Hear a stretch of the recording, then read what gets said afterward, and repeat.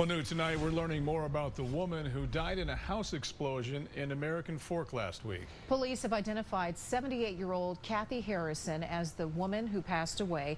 Jim Spiewak spoke to a neighbor who lived next to Kathy for years. Time has passed. There hasn't been hardly a moment that I haven't been thinking about it. After this house exploded last Wednesday, first responders say they found 78-year-old Kathy Harrison inside the home.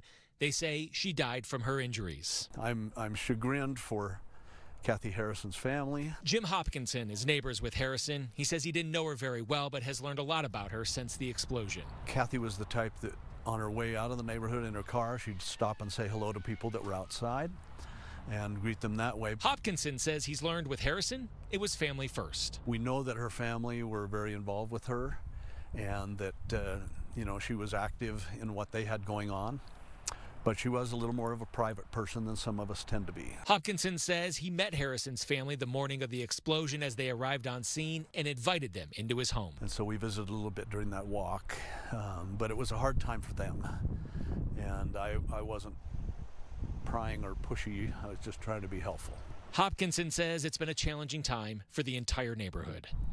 You know, it is a constant reminder that life can be pretty suddenly taken from you, and best to do all you can while you can.